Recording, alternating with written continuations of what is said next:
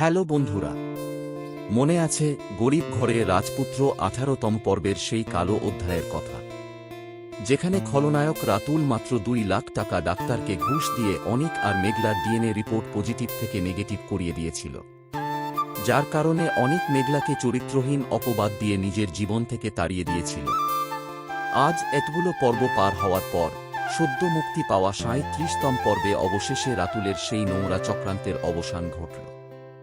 আজকের ভিডিওতে আমরা 37তম পর্বের কাহিনী এবং পরবর্তী 38তম পর্ব থার্ড 38 কবে আসবে ও গল্পে কি হতে চলেছে তা নিয়ে কথা বলবো।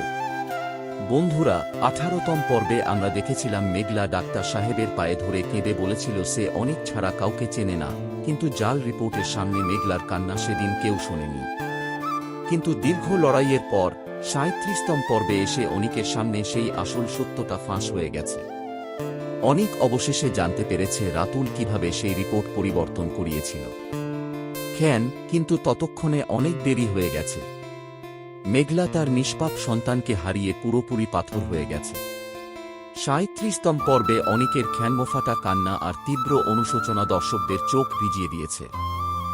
অনিক যখন মেঘলার কাছে ক্ষমা চাইতে যায়, মেঘলা তাকে পরিষ্কার জানিয়ে দেয় যে অনিক একসময় কাগজের রিপোর্টের ওপর বিশ্বাস করে তার চরিত্র নিয়ে প্রশ্ন তুলেছিল, তাকে সে আর কোনোদিন নিজের জীবনে জায়গা দেবে না। কিন্তু ততক্ষণে অনেক দেরি হয়ে গেছে। মেঘলা তার নিষ্পাপ সন্তানকে হারিয়ে পুরোপুরি পাথর হয়ে গেছে। 37তম পর্বে অনিকের খ্যানমোফাটা কান্না আর তীব্র অনুশোচনা দর্শকদের চোখ ভিজিয়ে দিয়েছে।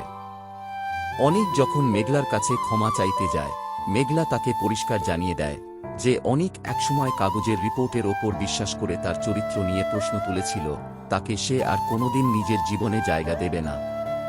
তাহলে আগামী 38তম পর্বে থার্ড 38 আমরা কি দেখতে পাব?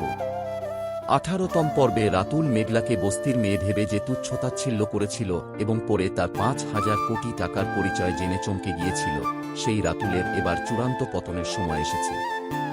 38তম পর্বে অনেক রুদ্রমূর্তি ধারণ করবে। নিজের সন্তানকে হারানো এবং মেঘলার জীবন ধ্বংস করার অপরাধে অনিক এবার রাতুল ও তার মায়ের বিরুদ্ধে আইনি ব্যবস্থা নেবে। রাতুলকে সরাসরি জেলে পাঠানোর সমস্ত ব্যবস্থা করবে অনিক। অন্যদিকে মেঘলা হয়তো অনিককে চিরতরে ত্যাগ করার জন্য ডিভোর্স পেপার রেডি করবে।